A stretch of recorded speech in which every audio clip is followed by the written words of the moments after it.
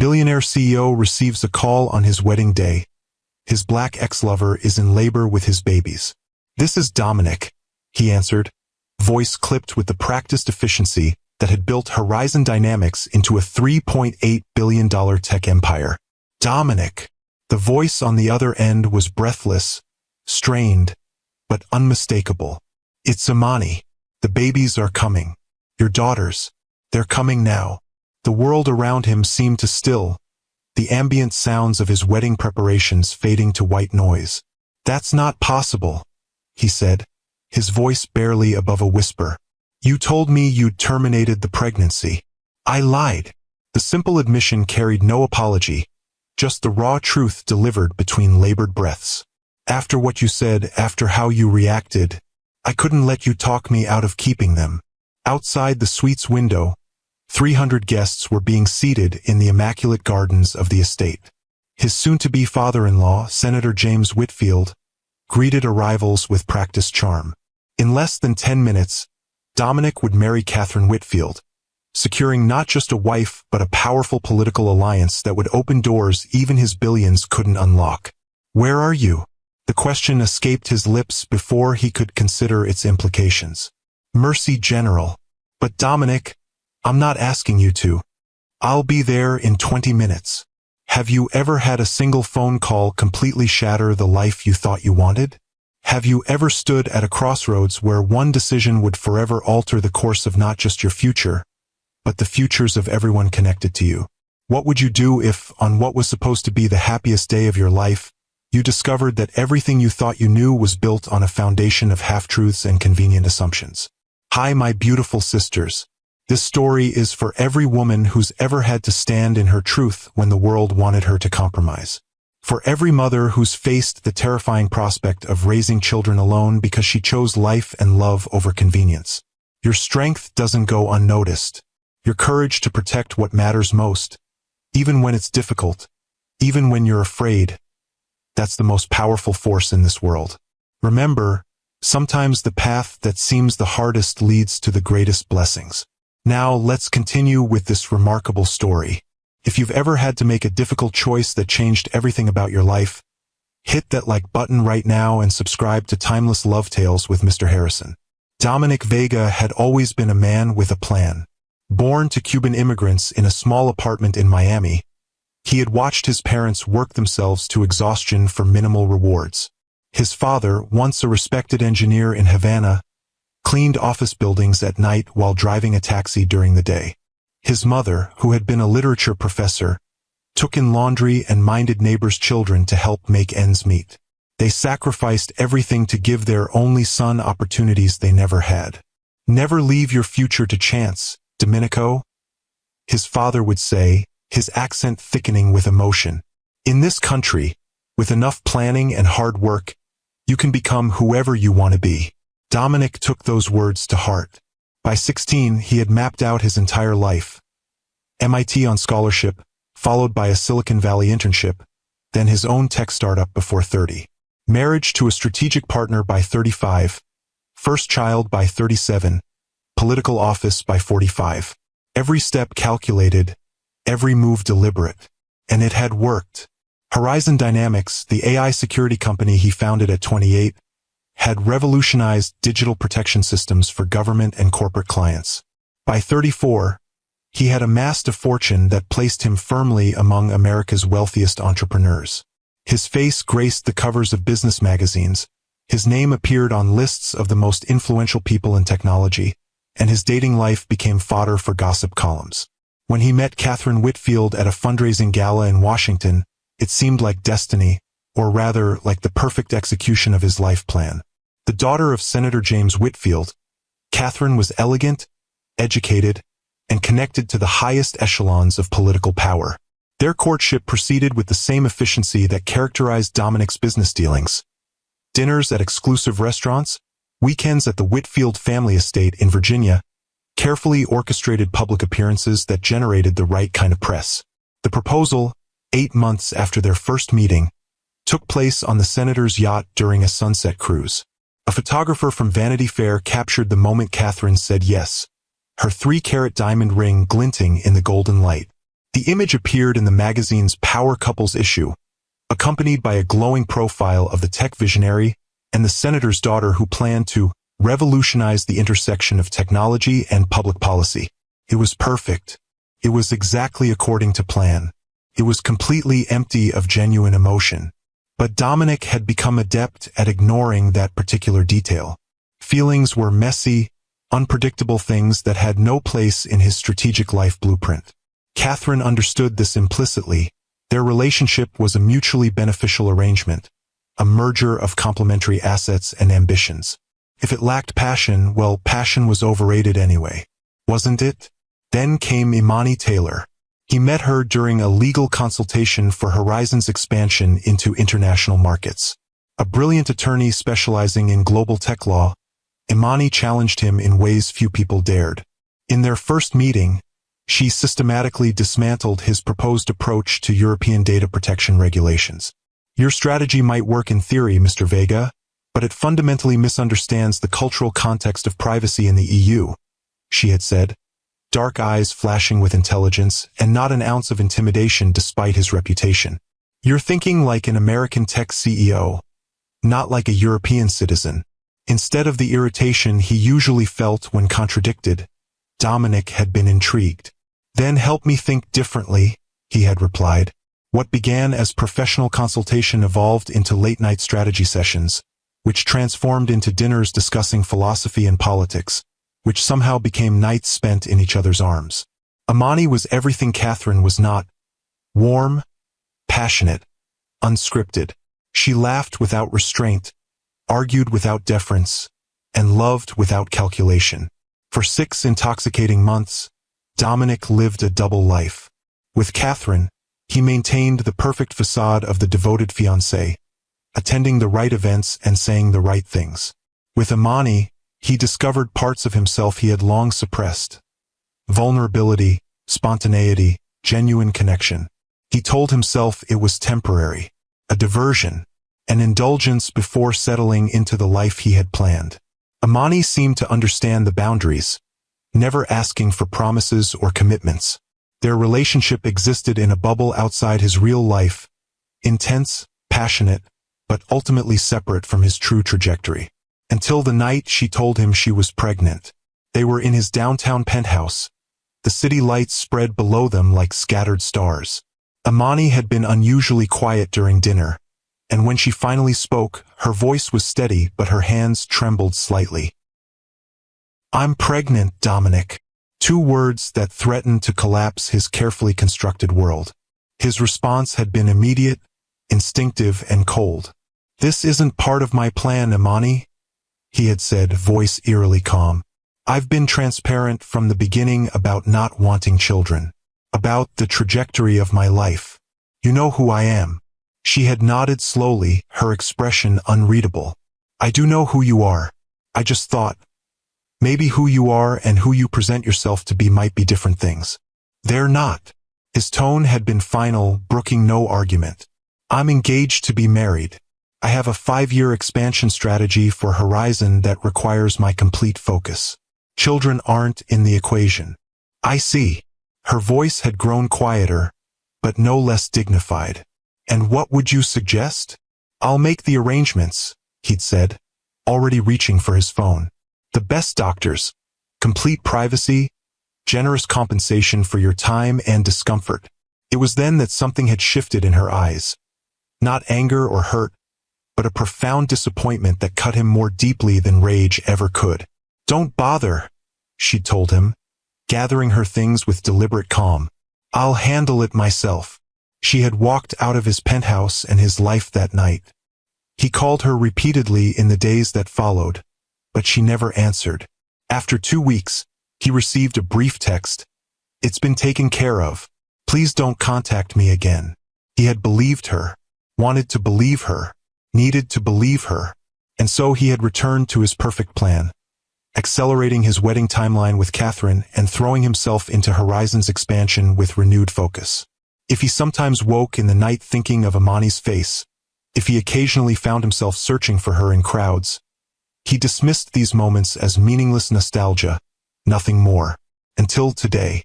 Until 7 minutes before he was due to walk down the aisle. Until your daughters are coming now, shattered every certainty he had built his life upon. If you believe some of life's greatest blessings come from unplanned moments, leave a comment below. I read every single one. The Bellevue estate had been transformed for what society columns were already calling the wedding of the year. 20,000 white roses adorned the gardens where 300 of the most influential people in business, technology, and politics had gathered. Crystal chandeliers hung from silk-draped pavilions. A string quartet played softly as waiters circulated with champagne in hand-etched flutes. Catherine Whitfield stood in her bridal suite, a vision in a custom Vera Wang gown, surrounded by 6 bridesmaids in pale blue. Her mother adjusted the diamond-encrusted veil while a photographer captured every perfect moment. Senator Whitfield says they're ready whenever you are, Ms. Whitfield, an event coordinator announced from the doorway. Catherine smiled, the practiced expression of a woman who had been groomed for public life since childhood. Tell Daddy we'll begin right on schedule. 15 more minutes. In his private suite across the estate, Dominic stared at his reflection in the antique mirror. The man looking back at him was unrecognizable, not the calculated, controlled CEO who had methodically built his life according to a precise blueprint for success, but someone wild-eyed and uncertain, standing at a crossroads he'd never anticipated. A soft knock at the door preceded his best man's entrance. They're ready for you, Dom. Catherine looks incredible.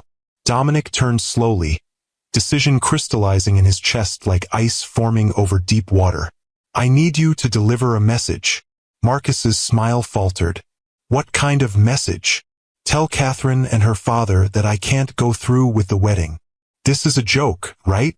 Marcus laughed nervously, his eyes searching Dominic's face for any hint of humor. Finding none, his expression shifted to alarm. Dom, there are 300 people out there. The governor is here. Half the tech industry flew in for this. I know. Dominic's voice was eerily calm as he removed his tie. And I'm sorry for the spectacle this will cause. But I just received a call. Imani is in labor with my children. Children? What are you talking about? Imani Taylor? Your ex from last year. Twins. Girls. The words felt foreign on his tongue. She's at Mercy General right now. Marcus sank into a nearby chair, stunned. Jesus, Dom. Does Catherine know about any of this? No one does. I thought. Dominic ran a hand through his perfectly styled hair, disheveling it. I thought Imani had terminated the pregnancy. That's what she told me. And you believed her without confirmation? That doesn't sound like the Dominic Vega I know. The man who triple-checks every detail of a contract. Dominic's jaw tightened. I wanted to believe her. It was convenient. The word hung in the air between them, heavy with implication. Convenient for his carefully orchestrated life plan. Convenient for the merger with Whitfield Industries that would coincide with his marriage to Catherine.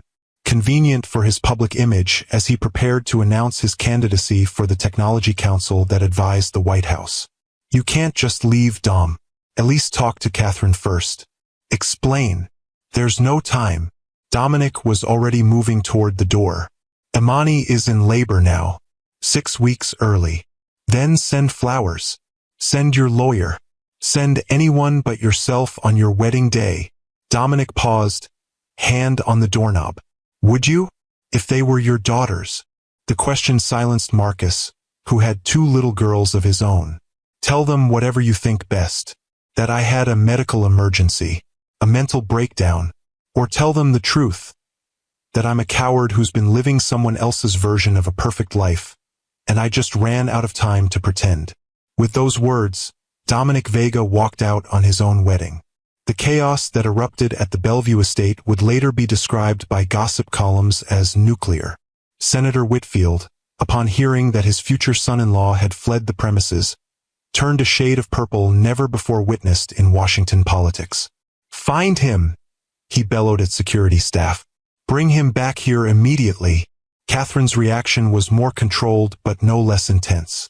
She dismissed her bridesmaids and mother from the bridal suite, then methodically removed each of the diamond hairpins from her elaborate updo, placing them one by one on the vanity. "Catherine, darling," her mother ventured from the doorway. "The guests are asking questions. What should we tell them?" "Tell them," Catherine said with glacial calm, "that there will be no wedding today, and then tell Daddy to destroy him." The drive to Mercy General was a blur of conflicting emotions. Dominic's hands gripped the steering wheel of his Aston Martin so tightly his knuckles turned white. His mind raced with questions he had no answers for. Why had Imani lied about terminating the pregnancy? Why tell him now at the most dramatic possible moment? What would this mean for his company, his reputation, his future? And beneath these practical concerns churned deeper, more unsettling questions. What kind of man abandons his own children before they're even born? What kind of man learns he's about to become a father and feels only resentment and inconvenience? What kind of man was he really beneath the tailored suits and practiced charm? Dominic had been born to immigrant parents who had sacrificed everything to give him opportunities they never had. His father had worked 3 jobs to put him through the best schools. His mother had spent evenings helping him with homework after long days cleaning other people's homes. They had instilled in him an unshakable work ethic and ambition, but somewhere along his meteoric rise, something essential had been lost. When had success become more important than humanity? When had strategic advantage replaced genuine connection? When had he become the kind of man who could coldly suggest handling an unplanned pregnancy as if it were a minor corporate crisis? The memory of that night with Imani 9 months ago flooded back with painful clarity. Her face as she'd told him about the pregnancy. Hopeful, vulnerable, uncertain. And his response so clinical, so detached. The hospital parking lot was nearly full, forcing him to leave his luxury car in a spot marked "Expectant Mothers Only." The irony wasn't lost on him as he sprinted toward the entrance, still in his wedding tuxedo, drawing curious stares from everyone he passed. At the information desk, he struggled to catch his breath. Imani Taylor. She's in labor. Maternity ward. The receptionist eyed his formal attire with raised eyebrows.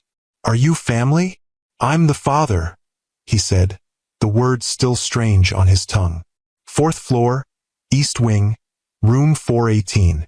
The elevator seemed to move with excruciating slowness. Dominic loosened his collar, suddenly feeling confined, trapped. What was he doing here? What would he say to Imani?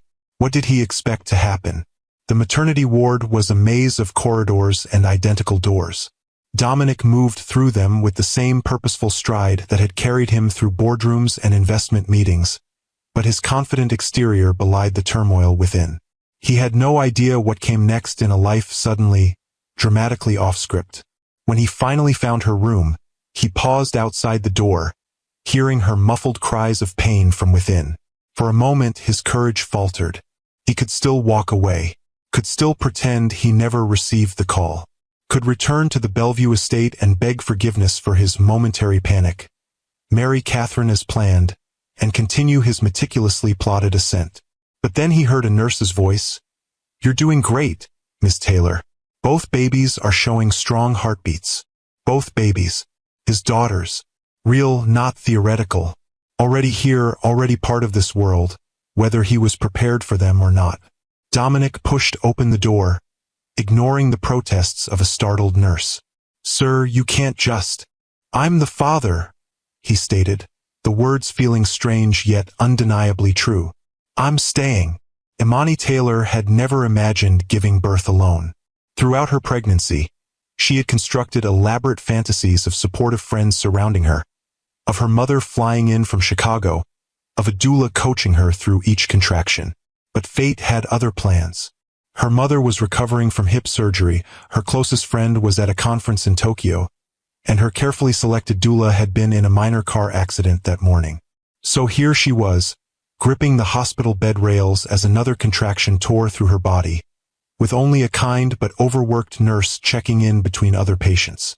"You're doing great, Miss Taylor," the nurse assured her, adjusting the fetal monitor. "Both babies are showing strong heartbeats." Imani nodded, unable to speak as the pain peaked. She hadn't planned to call Dominic. For 8 months, she had built a life without him, transitioning from corporate law to a smaller practice that would allow more flexibility for motherhood, preparing her modest home for twins, attending every prenatal appointment alone while memorizing each ultrasound image like sacred text. But when her water broke 6 weeks early, terror had overridden resolve. Not for herself, but for the tiny lives she carried. What if something went wrong? What if difficult decisions needed to be made? Shouldn't their father at least know they existed before they entered the world? As the contraction subsided, Amani exhaled slowly, regretting the moment of weakness. Dominic Vega had made his position crystal clear that night in his penthouse. She had walked out of his life that night, ignoring his calls until they stopped coming. When she decided to keep the babies, she told herself it was her choice alone, one that required no input from a man who had made his priorities so abundantly clear. Until today, when pain and fear had momentarily shattered her resolve. Another big one coming, the nurse warned, glancing at the monitor. Amani braced herself, focusing on her breathing techniques. She wouldn't think about Dominic now, wouldn't wonder if he was standing at the altar at this very moment, exchanging vows with the senator's daughter whose photograph had appeared alongside his in the business press. Wouldn't imagine the life her daughters might have had if their father had been a different kind of man. The contraction built like a wave, stronger than the last, consuming her focus until the world narrowed to breath and pain and the fierce determination to bring her children safely into the world. She was so absorbed in the struggle that she didn't notice the commotion in the hallway, the raised voices, the hurried footsteps, the flurry of activity that preceded the door swinging open. "Sir, you can't just. I'm the father," came the unmistakable voice, the one that had commanded boardrooms and investment meetings, that had whispered against her skin in darkened rooms. "I'm staying." Imani's eyes flew open as the contraction ebbed, disbelief warring with the evidence before her. Dominic Vega stood in the doorway of her hospital room, still wearing his wedding tuxedo, his expression a complex mixture of determination and something she had never seen on his face before: fear. "You came," she whispered, the words barely audible. He moved to her bedside, hesitating before taking her hand. "You're having my children." The simplicity of the statement belied the seismic shift it represented. For a man whose life had been defined by meticulous control, by strategic decisions and calculated risks, this unplanned moment represented everything he had structured his existence to avoid. "Your wedding isn't happening." His grip tightened on her hand as he added, more softly, "Not today, maybe not ever." Before Amani could process this revelation, another contraction began building. Dominic's eyes widened as he felt her fingers clench around his, watched her face contort with effort. "What do I do?" he asked, genuine helplessness in his voice, perhaps for the first time in his adult life. "Just stay," she managed between controlled breaths. "Just be here." And remarkably, he did. The man who had built an empire by delegating, by maintaining distance, by never showing vulnerability, stayed through hours of labor. He wiped sweat from her brow with awkward tenderness, learned breathing techniques from the nurses, held her hand through contractions that made her cry out in pain. "You're doing amazing," he told her during a brief respite between contractions, his voice thick with emotion he couldn't name. "I don't know how you're doing this." Amani studied his face, searching for the calculating man she had known, finding instead someone raw and present in a way she had never witnessed. "I didn't have a choice," she said simply. "You did, though." His eyes met hers directly. "You chose to have them, to keep them, even after what I said, even knowing you might be alone." "I couldn't." Her words cut off as another contraction began. Dominic held her hand, counting breaths with her as the doctor had shown him. "When it passed," she continued, "I couldn't explain it, even to myself at first. But when I saw the ultrasound, they weren't an inconvenience or a problem to solve. They were people, our daughters." Dominic's throat tightened with shame and something else, a fierce, unexpected protectiveness he had never experienced before. "I'm sorry," he said, the words wholly inadequate for the magnitude of his failure. I was wrong. So wrong.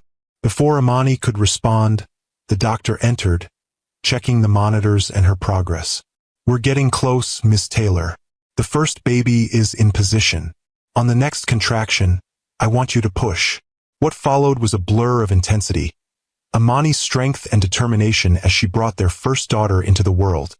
The doctor's calm instructions, the nurse's efficient movements, and Dominic's stunned awe as a tiny, perfect human emerged at 8:47 p.m., announcing her arrival with a powerful cry. Would you like to cut the cord? The doctor asked, looking at Dominic. With trembling hands, he performed this first act of fatherhood, staring in wonder at the miniature features that somehow reflected his own. She's beautiful, he whispered, watching as the nurses quickly cleaned and swaddled his daughter, before placing her briefly on Amani's chest. Hello, little one? Amani murmured, tears streaming down her face as she touched the baby's cheek. We've been waiting for you. The moment was brief, as the second baby was already making her way into the world. 17 minutes later, her sister arrived, slightly smaller but equally fierce in her announcement to the world. Dominic, who had negotiated billion-dollar deals without flinching, who had faced down corporate rivals and government regulators with unwavering confidence, wept openly as he held his second daughter for the first time. They're so small, he said, voice cracking as he carefully cradled the tiny bundle. So perfect. As the medical team tended to Amani and the newborns, a strange calm settled over the room. The chaos of the day, the abandoned wedding, the frantic drive, the intensity of labor, all receded, leaving only this moment, this new reality that had irrevocably altered the course of all their lives. When they were finally alone, the babies sleeping in clear bassinets beside Amani's bed, Dominic pulled a chair close to her side. His tuxedo was rumpled, his hair disheveled, his eyes red-rimmed from tears he hadn't known he was capable of shedding. Why didn't you tell me? He asked quietly. All these months. Amani's exhausted face showed no anger, only a weary acceptance. You made your position very clear that night, Dominic. You didn't want children. They weren't part of your plan. But to let me believe you'd terminated the pregnancy. I never actually said that. Her voice was soft but firm. I said it had been taken care of. You assumed what you wanted to assume. The truth of her words struck him with painful clarity. He had heard what he wanted to hear, believed what was convenient to believe. I wouldn't have forced you to be involved, she continued. I was prepared to do this alone. I am prepared to do this alone. What if I don't want you to? The question escaped before he could analyze it, before he could consider its implications for his carefully structured life plan. Amani studied him, her expression guarded. Why? What changed? Dominic looked toward the bassinet where their daughter slept, his voice dropping to a near whisper. Everything. The moment I heard your voice, everything changed. It wasn't a declaration of love. It wasn't a promise of happily ever after. It was something more fundamental, an acknowledgement that the carefully constructed narrative of his life had been irreversibly altered, and that perhaps the new story, unplanned and unpredictable as it was, might contain possibilities he had never allowed himself to imagine. I don't know how to do this, he admitted, the words costing him more than any financial investment ever had. I don't know how to be a father, but I want to learn.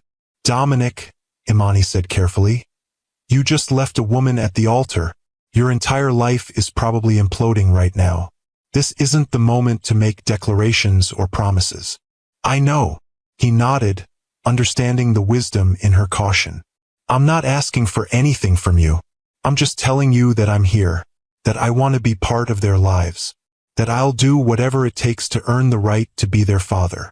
We have a lot to figure out, Imani said, neither accepting nor rejecting his presence in their lives. We do, he agreed, watching as a nurse approached with one of the twins, placing the tiny bundle in Imani's arms. But right now, I think we need to meet our daughters. As the second baby was handed to him, this titan of industry suddenly terrified by 7 pounds of new life, Dominic Vega understood with perfect clarity that he stood at the threshold of his greatest challenge and, perhaps his most meaningful achievement. Not in the boardroom or on the stock exchange, but here in this hospital room, learning to hold his daughter as if she were the most precious creation in the universe, which he was beginning to realize she absolutely was. If you believe that sometimes the most beautiful moments in life come from our biggest disruptions, share this video with someone who needs to hear this message today. The media frenzy erupted before Dominic and Imani had even left the hospital. Tech billionaire abandons senator's daughter at altar for secret lover child, screamed the headlines, accompanied by paparazzi photos of Dominic entering the hospital in his wedding tuxedo. Senator Whitfield wasted no time unleashing his considerable political influence against Horizon Dynamics. By the time Dominic checked his phone the morning after the births, 3 major government contracts were suddenly under review, and the Technology Council nomination he had been quietly cultivating was officially withdrawn. The board is demanding an emergency meeting, Marcus informed him by phone. The stock dropped 12% in pre-market trading. Catherine's father is out for blood, Dom. Schedule the meeting for tomorrow, Dominic replied, watching as Imani slept. The twins nestled in portable bassinets beside her bed. I'll be there. And what exactly are you planning to say to them? To the press? This is a PR nightmare of epic proportions. Dominic considered the question, his gaze fixed on his daughter's peaceful faces. The truth, that I made a mistake in pursuing a marriage without love. That I have 2 newborn daughters who need me. That I'm still the same CEO who built this company, but I'm also a father now, and that will necessarily change some things. They're going to crucify you, Marcus warned. The conservative investors are already threatening to pull out. The Whitfields are calling in every favor they're owed to damage us. Then we'll weather it, Dominic said with a certainty that surprised even himself. Horizon is built on the best security technology in the industry. Our products speak for themselves. After hanging up, Dominic approached Imani's bed as she stirred awake. How are you feeling? Like I pushed 2 humans out of my body, she replied with a tired smile. How bad is it out there? He hesitated, then decided on honesty. Bad. The press is having a field day. The Whitfields are retaliating through their political connections. My company is taking a hit. Imani's expression grew serious. I never meant for this to happen, Dominic. When I called you, I wasn't thinking about your wedding or the consequences. I was scared and... Don't apologize, he interrupted gently. Not for this. Not ever. Whatever happens with my company, with my reputation, it's the price I pay for my own choices. For not being honest with myself or anyone else about what I really wanted. And what do you really want? She asked, the question hanging between them, weighted with possibility. Before he could answer, a nurse entered with discharge papers. Everything looks good, Miss Taylor. You and the babies are cleared to go home whenever you're ready. The practical reality of going home suddenly presented itself. Imani had prepared her modest 2-bedroom apartment for the twins, with a nursery painted in soft yellows and greens. Dominic had... What? A sleek penthouse designed for entertaining business associates, not nurturing newborns. A life in shambles, with a furious almost bride and her politically powerful family out for revenge. I've arranged for a private car, he said, pushing these thoughts aside. And I've hired a postpartum doula to help you at home for the first few weeks. Imani raised an eyebrow. Without consulting me? Dominic recognized his mistake immediately. Falling back into his habit of taking control, making arrangements, solving problems without input from those affected. I'm sorry. I should have asked first. I just wanted to help. Imani's expression softened. I appreciate the thought. But Dominic, if we're going to figure out how to co-parent these girls, you need to understand something fundamental. I make my own decisions. About my life, about their lives when they're with me. Consultation isn't optional. It's essential. Dominic nodded, absorbing the gentle rebuke. You're right. I'm used to fixing things, controlling situations. Babies don't work that way, she said with a small smile. They're going to teach you that lesson repeatedly. As if on cue, one of the twins began to fuss, her tiny face scrunching up before releasing a surprisingly powerful cry. Imani reached for her, movements still tender from the birth, and cradled her against her chest. "This is Zora," she said, looking down at the baby. "And that's Nia. I hope you don't mind the names. I chose them months ago." "Zora and Nia," Dominic repeated, testing the names on his tongue. "They're beautiful. Perfect." The drive to Imani's apartment was tense with unspoken questions. The twins, secured in their car seats, slept peacefully, unaware of the complicated emotions swirling between their parents. When they arrived, Dominic carried the baby's bags while Imani carefully transported first one car seat, then the other into the building. Her apartment was exactly as she had described during their brief conversation at the hospital. Modest but comfortable, with a nursery painted in soft colors and furnished with 2 matching cribs, a changing table, and a rocking chair. What surprised Dominic was how immediately it felt like a home, warm and welcoming in a way his sleek penthouse never had. "It's not much," Imani said, misreading his silence as judgment. "But it's enough for us." "It's perfect," he replied honestly. "You've created a real home for them." The postpartum doula arrived shortly after, a warm, efficient woman named Eleanor who immediately took charge, showing Dominic how to properly support a newborn's head as he transferred Nia from her car seat to her crib. The lesson was the first of many over the coming days as Dominic navigated the steep learning curve of fatherhood. He had expected to feel out of place, unwelcome perhaps, but Imani established clear boundaries while still making space for him to be present. He could visit daily, she told him, could participate in feedings and diaper changes and the endless small tasks of newborn care, but he would not be staying overnight. Not yet, perhaps not ever. Their relationship needed to be redefined around their daughters, not around whatever lingering feelings might exist between them. Dominic accepted these terms with a humility that would have shocked his business associates. The man who demanded control in every situation, who negotiated ruthlessly for advantage in every deal, simply nodded and asked what time he should arrive the next day. The board meeting at Horizon Dynamics the following morning was exactly the bloodbath Marcus had predicted. Shareholders demanded explanations, executives questioned his judgment, and the PR team presented a grim assessment of the company's damaged public image. "The Whitfields have significant influence," the head of government relations reported. "We've already lost the Defense Department contract, and 2 more are hanging by a thread. Senator Whitfield sits on 3 committees that oversee areas critical to our business." Dominic listened to it all with a strange detachment. 24 hours earlier, this crisis would have consumed him completely. Now, his mind kept drifting to tiny fingers wrapped around his own, to the scent of newborn skin, to the weight of his daughter in his arms. "I understand everyone's concerns," he said when the reports concluded, "and I take full responsibility for the personal choices that have created this situation. But I want to be very clear. Horizon Dynamics is more than its CEO. It's built on revolutionary technology, exceptional talent, and a product that remains the best in the industry regardless of my personal life. The market disagrees," one board member pointed out. "We've lost nearly $1 billion in market cap since yesterday.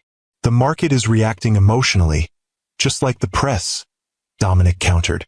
"But our fundamentals haven't changed. Our technology hasn't degraded. Our team hasn't lost its expertise." "What exactly are you proposing?" the chairman asked. "That we weather this storm.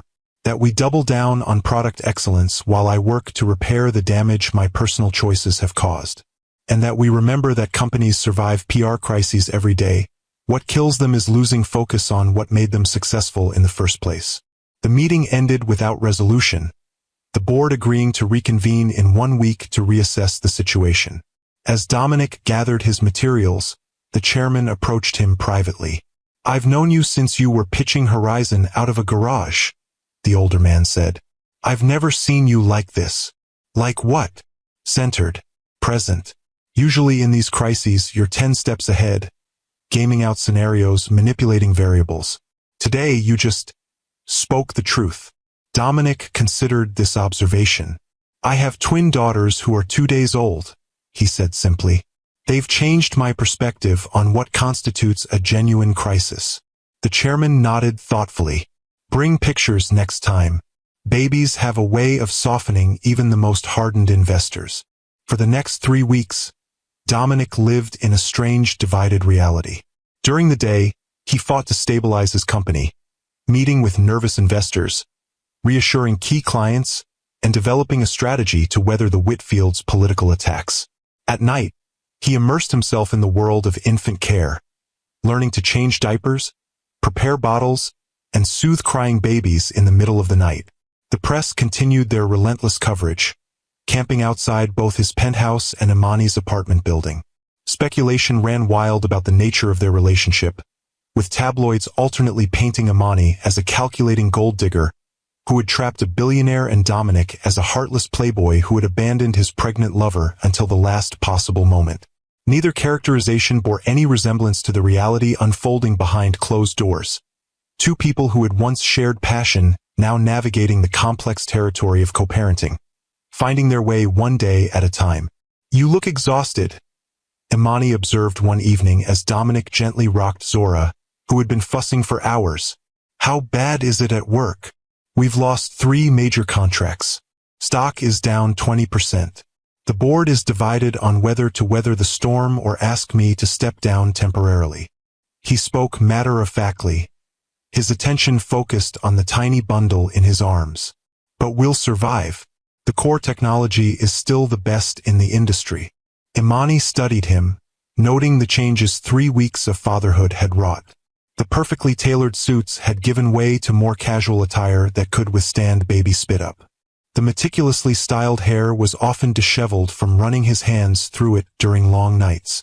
But the most striking change was in his eyes, softer now, more present, holding none of the calculated assessment that had once been his default expression. "You've surprised me," she admitted. "I didn't expect you to be so involved." "I've surprised myself," he replied honestly. "I never thought I wanted this, never thought I could do this. But now I can't imagine not being here." The moment was interrupted by a knock at the door. Imani frowned. It was nearly 9 p.m., and they weren't expecting anyone.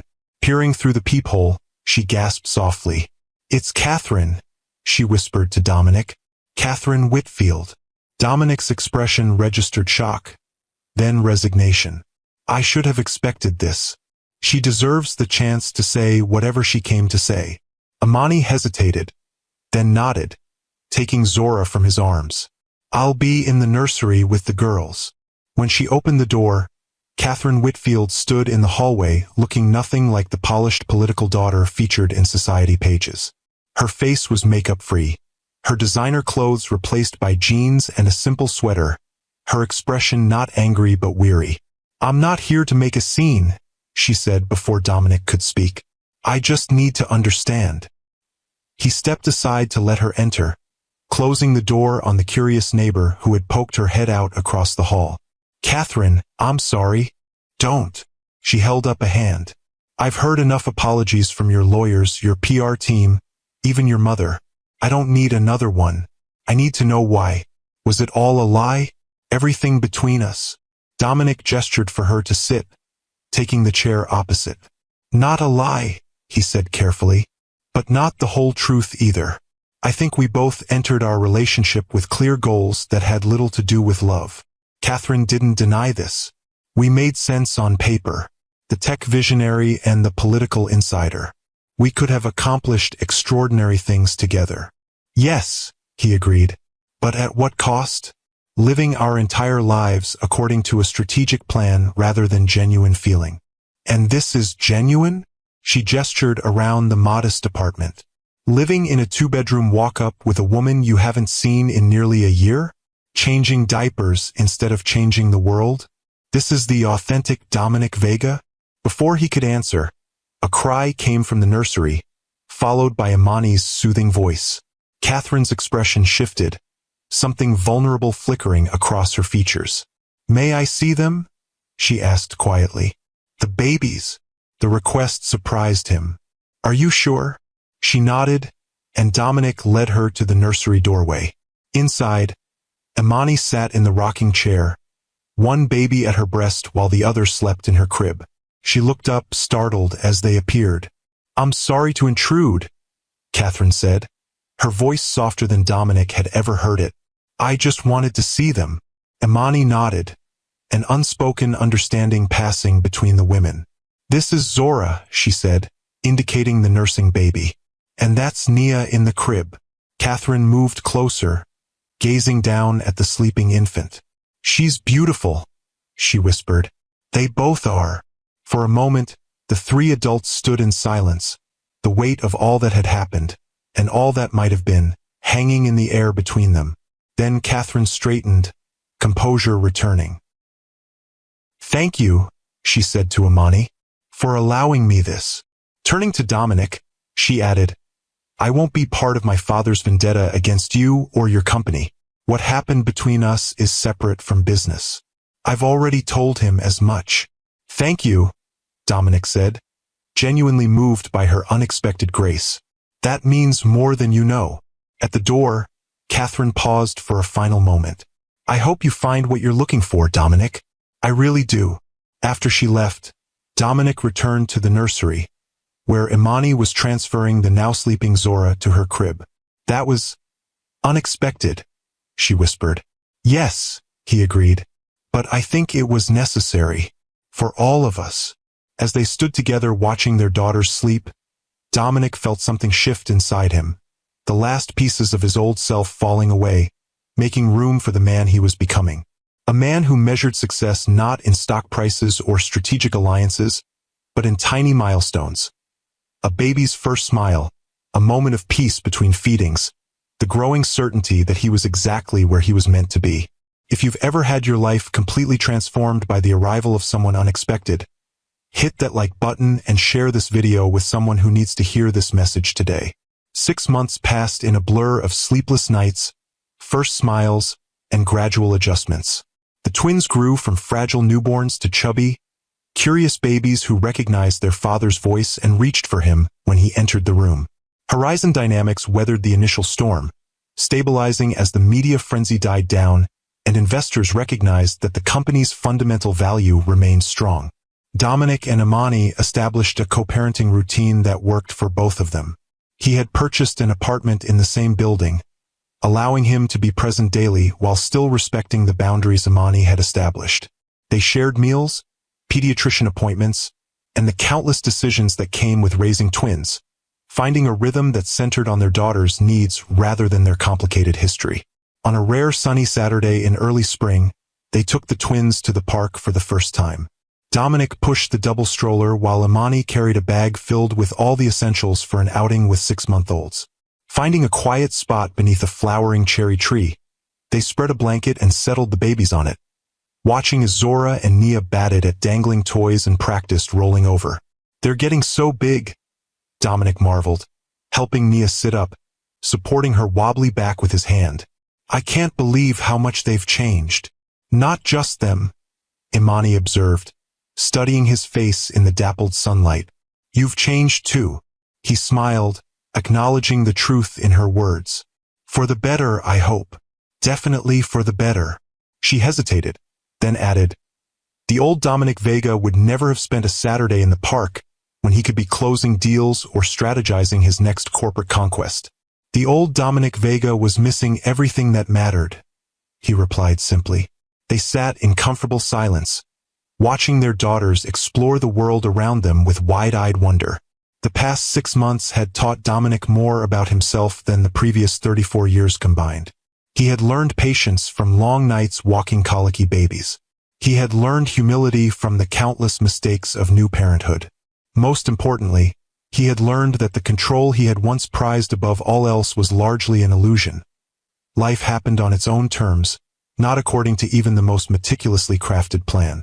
His phone buzzed with an incoming call, the screen displaying his CFO's name. 6 months ago, he would have answered immediately, regardless of the circumstance. Today, he silenced it without a second thought.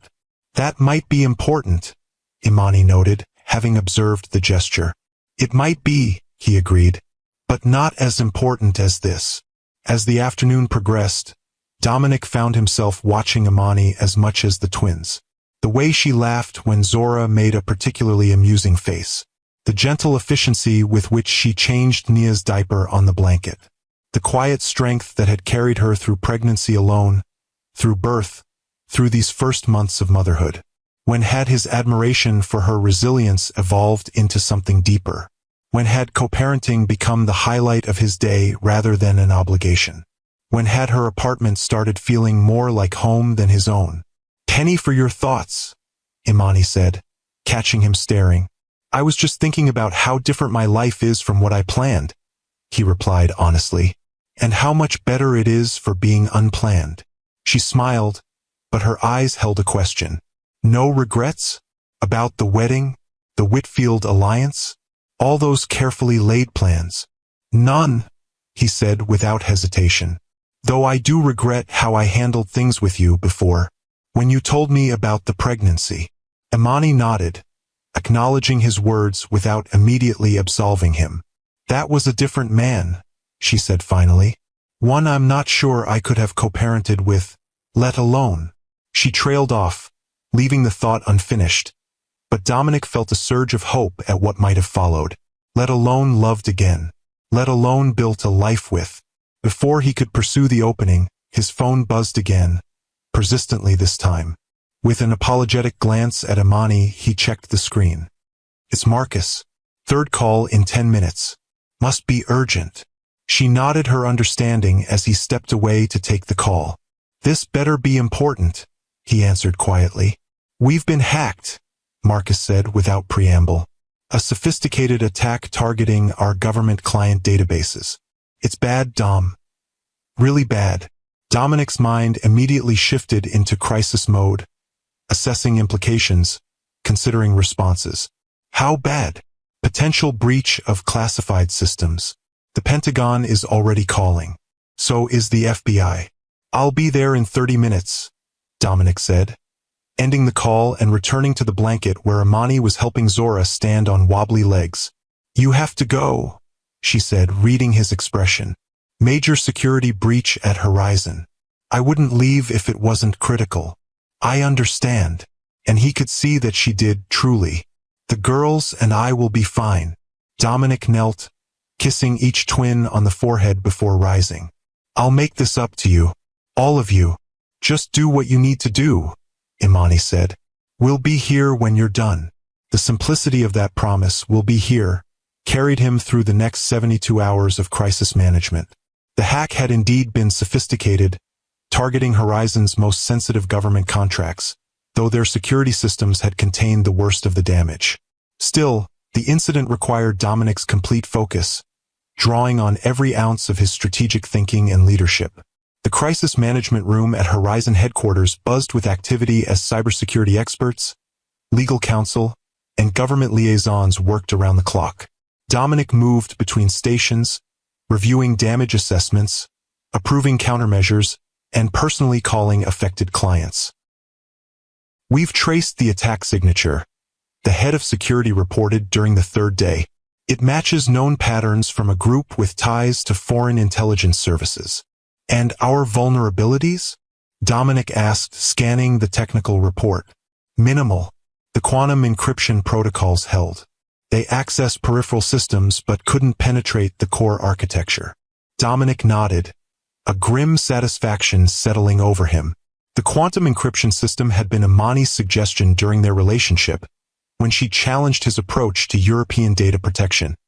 He'd implemented it against the advice of several board members who thought it excessive. Now it had saved the company from catastrophe. As the immediate crisis subsided, Dominic found himself in his office at 3 a.m., staring at a framed photo on his desk. Zora and Nia at 4 months, matching grins revealing their first tiny teeth. He had missed 3 bedtimes, 3 mornings, countless small moments in their rapidly changing lives. 6 months ago, he would have considered this an acceptable sacrifice for business success. Now it felt like an unbearable loss. His phone chimed with a text from Imani. "Girls finally asleep. They missed their daddy. We all did." Attached was a photo of the twins in their cribs, peaceful in sleep. Something in Dominic's chest tightened, then released. With sudden clarity, he knew what he needed to do. He spent the next hour drafting a proposal, then called an emergency board meeting for 9 a.m. When the bleary-eyed directors assembled, Dominic stood before them with uncharacteristic vulnerability. 3 days ago, I was in the park with my daughters when this crisis began, he started. I left them to come here to do what needed to be done. And I don't regret that decision, it was necessary. But it highlighted something I've been considering for months. He distributed the document he'd prepared. This is my proposal for restructuring Horizon's leadership. I'll remain as CEO, but I'm recommending we create a new position, Chief Operating Officer, to handle day-to-day operations. This will allow me to focus on strategic direction while maintaining a more balanced life with my family. The board members exchanged glances, some skeptical, others curious. Dominic, the chairman said carefully, while we all appreciate the challenges of balancing work and family, Horizon needs its founder at the helm, especially after the security incident. I disagree, Dominic replied calmly. What Horizon needs is leadership that recognizes its own limitations. I built this company by controlling every aspect of its operation, working 18-hour days, sacrificing everything else. That approach worked when I was building something from nothing. It's not what we need now. He gestured to the windows overlooking the city. This attack was contained because of a security protocol I implemented based on advice from someone who saw things differently than I did. Diversity of perspective saved us, not my micromanagement. The discussion continued for hours with pointed questions about timing, candidate selection for the COO position, and potential market reaction. Throughout, Dominic maintained a centered calm that impressed even his strongest critics on the board. You've changed, the chairman observed during a break. 6 months ago, you would have fought this attack by working 20-hour days until you collapsed, insisting no one could handle it but you.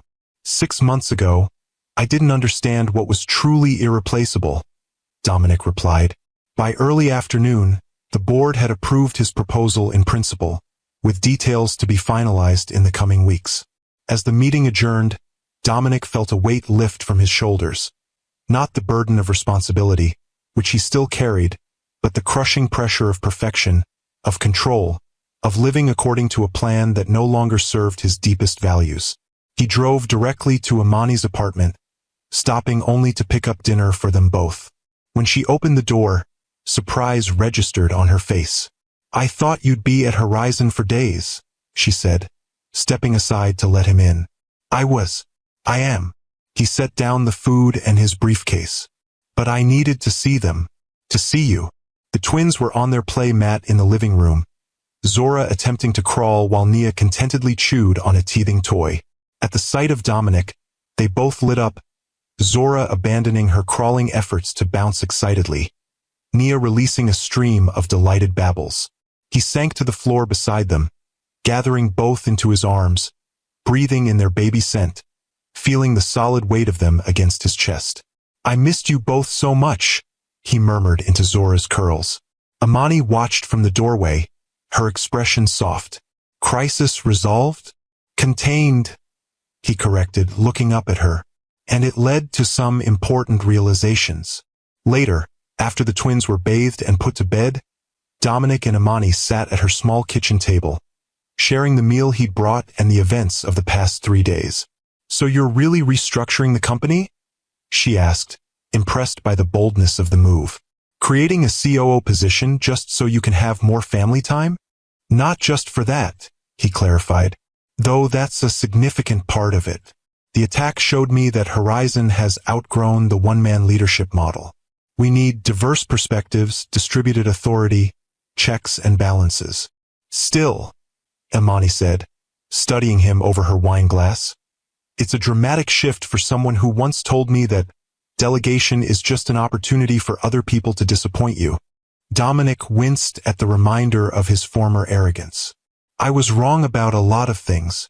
A comfortable silence fell between them, filled with the soft sounds of the apartment, the hum of the refrigerator, the distant city noises through the partially open window, the occasional murmur from the twins' room through the baby monitor.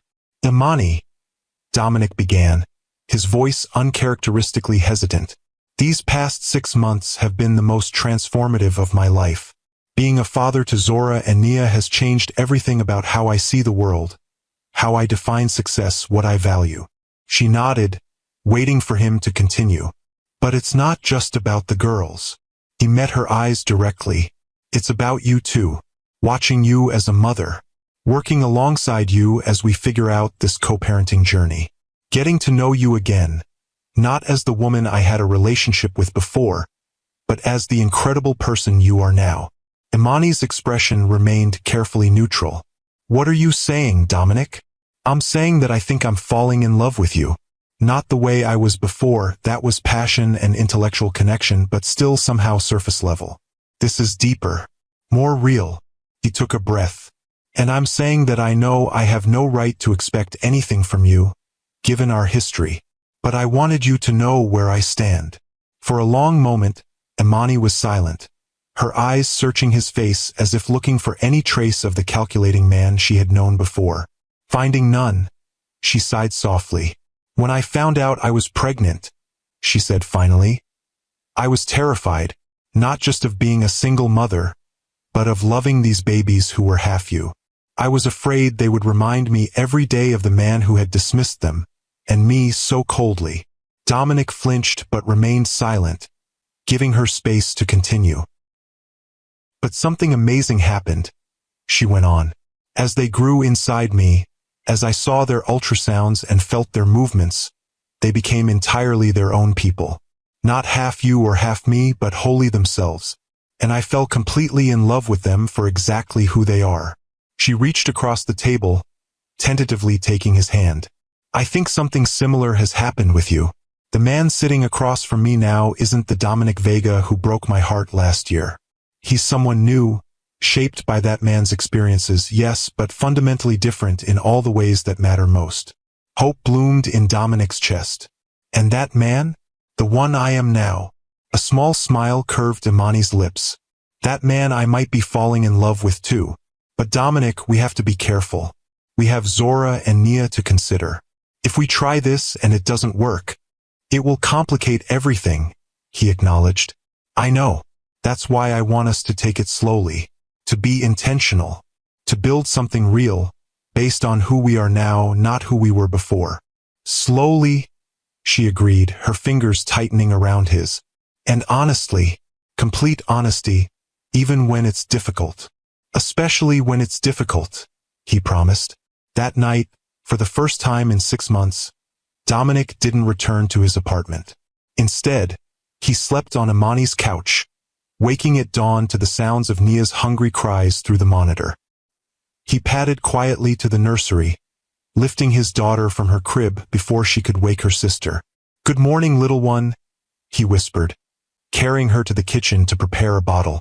Imani found them there 20 minutes later, Dominic in yesterday's rumpled shirt, Nia contentedly cradled in one arm as he sipped coffee with his free hand. You stayed, she said, her voice still husky with sleep. I stayed, he confirmed. And if it's all right with you, I'd like to keep staying. Not necessarily here, not yet. But in this life we're building. With you. With them. Imani crossed the kitchen, pressing a gentle kiss to his cheek, then to Nia's forehead. I think we'd all like that very much. If you believe in the power of love to transform us into the people we're meant to become, subscribe to Timeless Love Tales with Mr. Harrison for more stories that remind us what truly matters in life. 1 year after that fateful phone call on his wedding day, Dominic Vega stood in the nursery of a new home. Not his sleek penthouse or Imani's modest apartment, but a spacious brownstone they had chosen together, with room for their growing family and the life they were building. The twins, now 18 months old, raced unsteadily around the room, their personalities as distinct as their matching faces. Zora, bold and adventurous, climbed fearlessly onto anything within reach. Nia, thoughtful and observant, studied the world with serious eyes before breaking into the brilliant smile that never failed to melt her father's heart. Dada, Zora called, holding up a book for him to read. Dada book. In a minute, sweetheart, he promised, adjusting the mobile hanging over the crib in the corner. A crib that would soon hold their newest family member, due in just 2 months. Amani appeared in the doorway, one hand resting on her rounded belly. "The mobile looks perfect," she said, smiling at his meticulous attention to detail. "Though I'm pretty sure this baby won't care if it's exactly centered." "Probably not," he agreed, stepping back to admire his handiwork. "But I care." She crossed to him, wrapping her arms around his waist from behind, resting her cheek against his back. "Who would have thought a year ago that we'd be here, expecting another baby, planning a wedding?" "Not me," he admitted, turning to face her. "I was too busy planning a life that looked perfect on paper but felt empty in reality." The journey from co-parents to partners had been gradual, intentional, and profoundly healing. They had dated properly this time. Actual dates with babysitters and reservations, conversations that lasted until dawn, a courtship built on mutual respect and the shared love of their daughters. When Dominic proposed 6 months earlier, it wasn't with a splashy photo shoot or strategic timing, but during a quiet moment at home, the twins asleep, the future stretching before them full of possibility. Horizon Dynamics had weathered its storms and emerged stronger. The new leadership structure Dominic had implemented proved remarkably effective, allowing the company to benefit from diverse perspectives while freeing him to focus on innovation and strategic direction. He still worked hard, that fundamental aspect of his character hadn't changed, but his priorities had shifted irrevocably.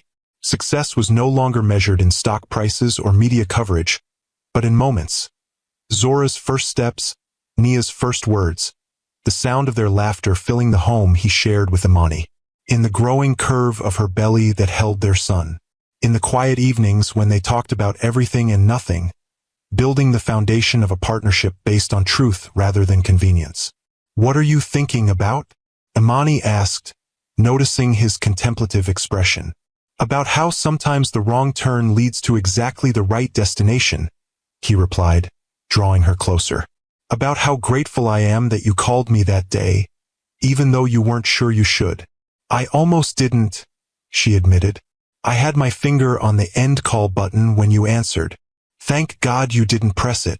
He rested his forehead against hers. "Thank God for unanswered prayers and disrupted plans and all the beautiful chaos that led us here." A crash from across the room interrupted the moment. Zora had successfully scaled the bookshelf and was triumphantly throwing books to the floor while Nia watched with an expression that somehow managed to convey both admiration and disapproval. "Speaking of beautiful chaos," Imani laughed, moving to retrieve their adventurous daughter before she could climb higher. Dominic watched them, his heart full beyond measure. The life he had so carefully planned had shattered with a single phone call, and from those fragments had emerged something he never could have designed or controlled. Something authentic, messy, challenging, and infinitely more precious than the perfect facade he had once pursued. As he joined his family, lifting Nia into his arms while Imani gently scolded Zora for her climbing adventures, Dominic Vega, billionaire CEO, expectant father, man transformed by love, understood with perfect clarity that sometimes life's most beautiful blessings arrive in the form of our greatest disruptions. And for that disruption, that unexpected call on what should have been his wedding day, he would be forever grateful. If this story touched your heart, please subscribe to Timeless Love Tales with Mr. Harrison for more stories about life's unexpected journeys and the courage to choose love. Remember, sometimes the most beautiful chapters of our lives begin with the words, "This isn't what I planned." Until next time, this is Mr. Harrison, reminding you that true love isn't about perfect timing. It's about perfect recognition of what truly matters.